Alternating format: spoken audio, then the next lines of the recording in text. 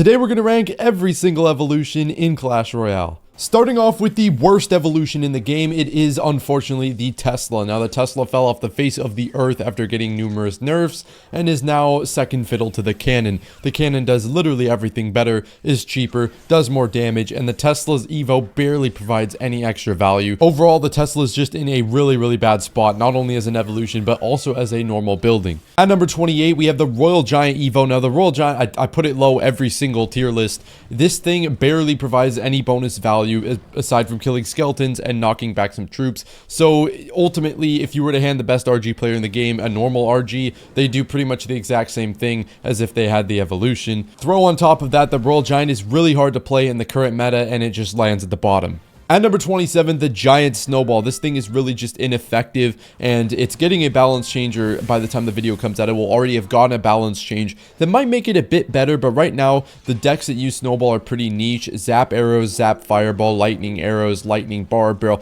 Pretty much every spell combo in the game is just better and already exists, leaving Snowball as the odd man out. At number 26, we have the Goblin Drill. Now, the problem with the Goblin Drill is it's really not extremely strong in the meta, and being a win condition Evo, you can't just shove it in any deck you want, so its versatility is extremely limited, and the fact that it's just not too strong in the meta makes it a poor choice of an evolution right now. At 25, we have the Archers. The Archers are really cool, and they just die to arrows instantly, so typically you're going to get more value out of their counterparts that die to arrows, like Firecracker or Dark Goblin, because at least they can get tower damage before they die, or in the case of Dark Goblin, destroy entire pushes. But with the Archers, you kind of just might get some value out of them every once in a blue moon, and on top of the fact that the Archers as a card kind of just suck, this is not worth using. At number 24, the Mega Knight. Now a lot of people, oh my god, the Mega Knight. Yes, it is currently one of the worst top ladder cards, and it has been for a while. Now, we're basing this list off top ladder, of course. I know how oppressive it is to mid-ladder players and how strong it can be, but a lot of the time, the Mega Knight's not going to get the most amazing value, on top of the fact that Mega Knight in the meta right now is just bad. It's just bad. There's barely any Mega Knight players having success, which makes Mega Knight as an Evo, since it's basically a win condition and the decks it's used in, a pretty bad Evo. Now, the Musketeer is a very interesting one. She comes in at number 23, but I feel like with her buff that she just got, she could definitely climb up the ranks by the time the next list comes out. The problem is Musketeer isn't being used in too many decks right now because of the Goblin Stein and Archer Queen and other ranged cards being like, you only need 1 or 2 range cards in a deck. Even 2 is stretching it. So if you already have a really powerful, like either an Evo or a Goblin Stein that you're building your deck around, you don't usually put 2 range cards in the same deck. So even though Musketeer's a fairly strong evolution, she's not being picked over more broken options. At 22, the Wizard Evo. Now, I put this one better than the Musketeer because he gets more consistent value than the Musketeer and practically can't be killed on defense, whereas with the Musketeer, you kind of get matchups where she's really good in the matchups where you just have the normal Musketeer, basically. At 21, we have the Diddy Cage. Now, the Diddy Cage is fairly strong, and its problem is it's just really niche. There's only like a couple beatdown decks and recruits that actually can run this thing properly. The cannon is just so much better on so many levels in most decks in the game. So although the Cage sees some use rate, it has the same problem the Musketeer had, where it's just not good in a lot of matchups, or it won't get you that value. But when it does, it is really cool. At number 20, we have the Royal Recruits Evo. This one's interesting to me because I would think they were much higher, but after I did some research, the use rates for the recruits are really low, which is very interesting. I thought they'd be much higher, but recruits, although they're very strong low ladder and mid ladder because they're oppressive and people don't know how to deal with them, I guess it's just very easy to deal with recruits at top ladder, and people's decks have stopped being extremely weak to recruits. Their matchups have gotten worse, so recruits just kind of fall down the list, although, you know, they're kind of being carried by other boosted cards. At 19, the Battle Ram. Pekka Bridge Spam has seen a massive increase in usage and win percentage, and with that comes the Battle Ram Evo, which is, if you use it properly, very dangerous, can win you entire games by itself, and that's kind of why it doesn't rank higher, because although the Evo is really strong, it's pretty difficult to get this thing to the tower consistently, and you have to be pretty good at bridge spam to get this thing to the tower and get value out of it, but it's still really good if you know how to use it properly. At 18, the Barbarians. Now, these things are interesting because the Barbarians were ranked as one of the worst evolutions in the game just a month ago, and they have crawled up the ranks and have been in quite a few decks recently, including E-Golem, Bridge Spam, Lava Hound. Now, a lot of this was to counter the little Rune Giant, like, thing we had going on for a couple of days where that Rune Giant Goblin Giant deck was just ridiculously broken. But as the meta is more ground heavy, you have a lot of bridge spam, you have a lot of like giants, Goblin Giants, Pekkas, Rune Giants. Barbs will be strong, and although they're not freakishly good and they're not nearly as good as they once used to be, they are steadily climbing up in use rate and win rate. At 17, we have the Firecracker. Now, the Firecracker can be super oppressive. Everybody's, like, failed to deal with an Evo Firecracker before, and it's miserable. But the fact that she just dies to arrows, and the fact that arrows are just such a high use rate card right now, make her way worse than she usually is.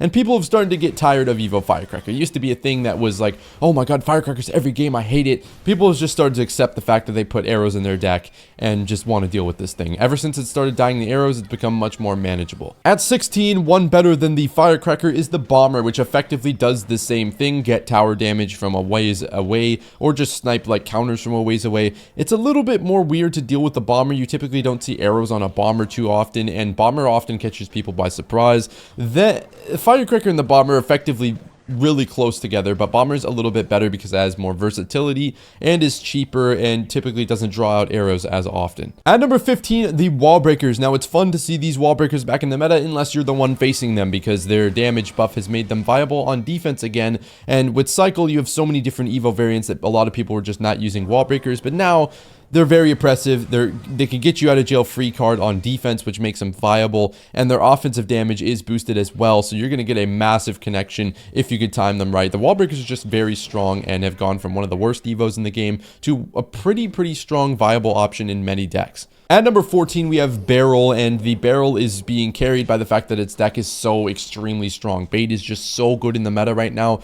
that the Barrel is looking like a better evolution than it actually is, but still, Bait being one of the strongest, if not the strongest archetype in the game right now, makes Barrel a very strong evolution, something you should probably use, although it being paired with other broken cards like the Evo Dark Gob, the Recruits decks with Goblinstein and Cannon and stuff like that, make it a viable option, even though the evolution by itself isn't amazing. At 13, we have the E-Drag. The E-Drag has started to take a little bit of a tank. Now, there's no reason for this except for the fact that, like, the meta has just shifted a little bit. E-Drags are a little bit easier to deal with, and the decks that had E-Drag in them are worse. So, although E-Drag is still really overpowered in a few select decks, and I'm not saying that it got any weaker, it's just fell off in the meta because the decks it used to be used in and abused in are no longer very good. So, although E-Drag will be, like, very powerful in beatdown decks, it's getting to the point where it's pretty niche. You're not going to see too many people running an E-Drag in their deck, like it's no longer a thing in Pekka bridge spam. It's kind of only in Lumberloon, Golem, and a few other decks. At number 12, we have the Mortar. Now, the Mortar is just so ridiculously strong in the meta. And the problem is, the Mortar deck is just a, like, compilation of, like, 6 really broken cards and then 2 spells. So, how good is the Mortar really? Well, I don't know, because it's being carried by really good cards, but the Mortar evolution is strong. It's kind of only being used in one deck, so if you want to play Mortar, you should probably play that one deck with the Goblinstein and the Cannon Cart and the Ice Whiz, and it's just really boosted, especially with the Cannoneer. But the Mortar, it has to be ranked high because that deck is just so unbelievably broken. At number 11, the brand new Lumberjack Evo. I'm hesitant to rank this thing super high because Lumberjack's just not a versatile card. Although, you know, the fact that he can spawn on towers and get crazy amounts of damage with bonus rages, even though his damage has been nerfed, is ridiculous. Can lose you entire games if you let it get on your tower. I've seen it, people like get 3 crown by it. Lumberjack is very strong. The Evo is very strong, could use another nerf, but the fact that it's not like fitting in every single deck makes it, you know, not in the top 10. At number 10, we have the Valkyrie Evo. Now, I'm really interested to see what you guys think about this. I rank the Knight higher. You'll see in a second. It's barely higher than the Valkyrie. I want to see what you guys think, because I think the Knight has seen a massive uptick in win percentage and use rate. It's up to like 13-14%.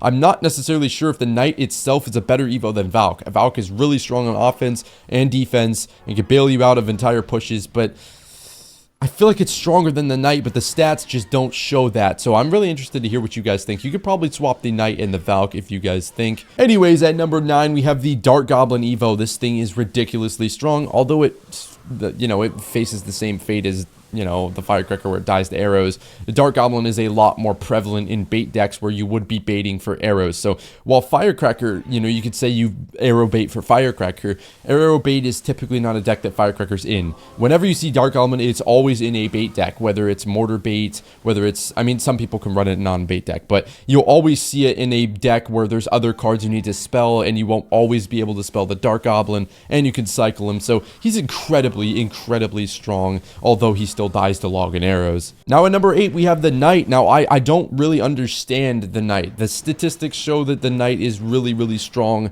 and in a lot of decks. I guess it's because it's versatile. It is able to tank ranged units really well. And it's just interesting to me. Now, part of the reason I think is because Graveyard has seen a massive uptick in the meta. The thing is, though, I think you could interchange Valk and Knight in the Graveyard deck and have practically no difference. So it's just interesting to me because the Knight, it feels like in the decks where Knight is really strong, you don't need the defense of the Valkyrie. If I compared the Valkyrie and the Knight side by side, I would say the Valkyrie Evo is better, and I think everybody else would too. But it seems like the Valkyrie Evo would just be overkill for one more elixir in a lot of decks like Splash Shard where you don't need the bonus defense. But it's just a really interesting predicament. These two cards could be interchanged, and the Knight is really strong and versatile as well as the Valkyrie. At number 7, we have the Bats. Now, this is the interesting one of the video in my opinion, because a lot of people in the last one, when I ranked the Bats pretty high, said, why would you rank the Bats pretty high just because they can arrow bait? Well, no, it's because of versatility, because they can arrow bait, and how much it transforms the card. You go from the Bats being a really, mid card, kind of forgettable, to Bats being able to take almost the entire tower against things like Royal Chef, a Dry Dagger Duchess. When they're fully healed, they are dangerous. And not only do they arrow bait, and arrow bait is the strongest thing in the meta right now, they're versatile, fit in a ton of different decks, are really cheap, and turn into a really dangerous threat. And you almost immediately have to spell these things, or you're going to have to find some other unique way to deal with them. At number 6, we have the Zap evolution. It is the most used evolution inside of the top 1000. It is extremely versatile, and mainly what I've seen is it being able to be used to kill cards like Goblinstein and things like Archer Queen as well. Things like Minion Hordes will see here, Archers. The fact that the utility of the Zap allows you to kill things you wouldn't normally be able to kill, like Fireball Evo Zap can kill Archer Queens, E-Drags, Arrows Evo Zap can kill Goblinstein. You've just seen Zap be a very popular card in a lot of archetypes that are really strong. Pekka Bridge Spam, Goblin Giant, you have Lava Hound. So it's just extremely versatile, and the decks that use Zap are really strong right now. At number 5, we have the Goblin Giant evolution. This thing could tank drastically because the Royal Chef has been making the Goblin Giant really strong and oppressive, but the Royal Chef is getting several big nerfs. So how good is the Goblin Giant going to be? Well, that's up to, up to the meta after the balance changes to see how good it is. But right now it is still ridiculously strong, albeit, it's being paired with other boosted cards, and it's kind of abusing certain decks in the meta. The problem with these beatdown decks, or a lot of beatdown decks, exist for one broken meta and to just fall off the face of the earth, because their boosted decks are not actually decks that have been viable for a long time. They're just decks that destroy everything in the current meta. So that's why they're broken, and then they just fall into oblivion. So Goblin Giant could drastically tank pretty soon. But for right now, one of the strongest Evas in the game. At number 4, everybody's favorite Skeletons. It is much harder to use them ever since they've gone from 4 to 3, but this is the Cycle Player's staple Evo. They're always going to get value if you play them correctly. I almost dropped my iPad. That would have been dangerous. But the Evo Skeletons, albeit, they're not extremely consistent, because usually people don't focus on getting the most value out of them all the time. A lot of the time, top ladder players are always going to play their Evo Skeletons carefully after their opponent has used their counters, but some people just button mash, and when you button mash, they're typically not going to get that much value always, but the Evo Skeletons can consistently get tons of value, ranking them at top 4. At number 3, the Ice Spirit. You could probably interchange this and the Skeletons. The Ice Spirit, although it's taken, it's gone from the best Evo in the game to a top 5 Evo in the game because of the nerf. But the Ice Spirit, having Cycle be one of the best decks in all of Clash Royale consistently, and every Cycle deck runs Ice Spirit, makes the Ice Spirit extremely strong, extremely versatile. It can bail you out of defenses you wouldn't normally be able to be bailed out of. That was a hard sentence to get off. If you can understand, the Ice Spirit allows you to be extremely aggressive on offense because you get a 2 Ice Spirits for the price of 1, and you can oftentimes get away with being extremely aggressive because of the fact that you don't need to commit as much to defense. At number 2, the Pekka evolution. Now the Pekka has gone from Pekka Goblin Giant and Pekka E-Drag to Pekka Bridge Spam, which is now one of the best decks in the meta again. Pekka just doesn't disappear, but Pekka is getting a range nerf, so it's going to be interesting to see where Pekka lies. But Pekka is extremely versatile, great on defense, great on offense, great in bridge spam, great in beatdown, great in Lumberloon, which just got a massive buff with the Lumberjack Evo. So you could see why the Pekka is ranked so high, even though it's going to get a nerf. I'm very interested to see what these stats look like after it gets its nerf, but for right now, the second best Evo in the game. This one might shock you. A whopping 18% use rate in the top 1000. It is extremely strong. That new buff they gave it just makes it so that you wipe out pretty much everything on like half of the map when you play it. So you're going to be able to destroy bait. You're going to be able to use the cannon on offense. The cannon's the best defensive building in the game. It's extremely strong for only 3 elixir, and you're going to be able to distract things, solo things like Royal Giant. The cannon is the best Evo in the game because it is super versatile, super strong, super cheap, and it... Oh my god, I don't know how... I definitely wanted to predict the cannon to be the best Evo in the game, but it's clear if you look at the decks that are in the meta, you look at what the cannon counters, because the cannon is just needed to counter certain decks in the meta. You might not like this pick, but the stats don't lie. This thing has a whopping crazy use percentage, crazy win percentage, and is just extremely viable. Let me know what you thought of this ranking video, and as always, have a great rest of your day.